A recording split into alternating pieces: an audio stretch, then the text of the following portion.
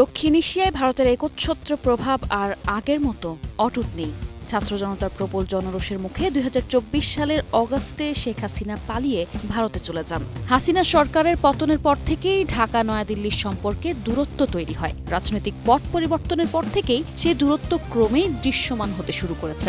একই সময়ে পাকিস্তানের সঙ্গে সম্পর্কের উষ্ণতা বাড়তে শুরু করে। হাসিনা উৎখাত হওয়ার পর ইসলামাবাদ ও ঢাকা ১৯৭১ সালের মুক্তিযুদ্ধের পর প্রথম সরাসরি বাণিজ্য চালু করেছে, যা দুই দেশের সম্পর্ক উন্নয়নের প্রাথমিক ধাপ হিসেবে দেখছেন কূটনৈতিক বিশ্লেষকরা। তো নতুন এবং ফিরে আসা গ্রাহকদের জন্য নগদে চলছে ক্যাশব্যাক সহ প্রতিদিন হাজারো উপহার জেতার সুযোগ। হবে আশা আর ফেরা, সারপ্রাইজ সেরা।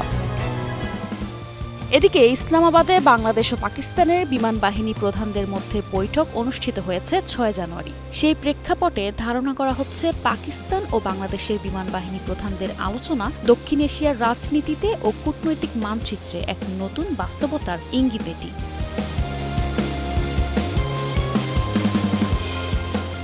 সেই বৈঠকে JF-17 থান্ডার যুদ্ধবিমান সংগ্রহের সম্ভাবনা নিয়ে বিস্তারিত আলোচনা হয়েছে বলে জানিয়েছে পাকিস্তানের সামরিক জনসংযোগ পরিদপ্তর। ISPR জানায়, বৈঠকে অপারেশনাল সহযোগিতা ও প্রাতিষ্ঠানিক সমন্বয় বাড়ানোর ওপর জোর দেওয়া হয়। পাশাপাশি প্রশিক্ষণ, সক্ষমতা উন্নয়ন এবং এয়ারস্পেস ও মহাকাশ খাতে যৌথ সহযোগিতার বিষয়গুলো আলোচনায় আসে।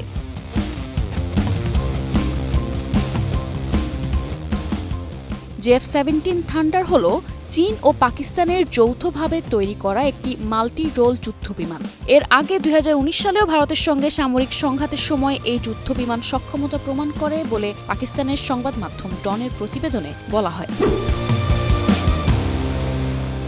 JF-17 থান্ডার যুদ্ধবিমানটি পাকিস্তান ও চীনের যৌথ উদ্যোগে তৈরি করা হয়েছে। এই প্রকল্পের আনুষ্ঠানিক নাম FC-1 শিয়ালং, যা চীনে ব্যবহৃত হয়, আর পাকিস্তানে এটি পরিচিত JF-17 থান্ডার নামে। বিমানটি যৌথভাবে উন্নয়ন করেছে পাকিস্তান এরোনটিক্যাল কমপ্লেক্স PAC এবং Chengdu aircraft industry group CAIG চীন।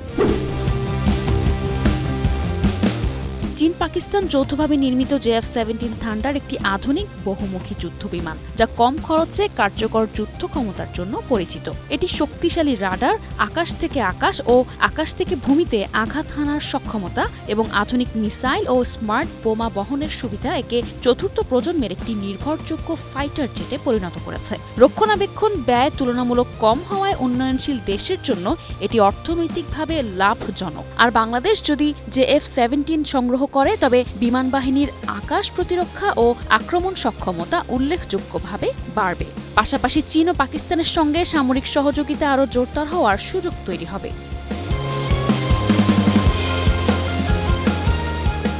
বিশ্লেষকদের মতে JF-17 সংগ্রহের সিদ্ধান্ত বাস্তবায়িত হলে বাংলাদেশের আকাশ প্রতিরক্ষা ও আক্রমণ সক্ষমতা উল্লেখযোগ্যভাবে বাড়বে। একই সঙ্গে এটি চীন ও পাকিস্তানের সঙ্গে কৌশলগত ও প্রতিরক্ষা সহযোগিতাকে আরও গভীর করবে, যা দক্ষিণ এশিয়ার ভূ রাজনীতিতে একটি নতুন সমীকরণের জন্ম দিতে পারে। নিশা আলম, নিউজ ডেস্ক, ২১ টেলিভিশন।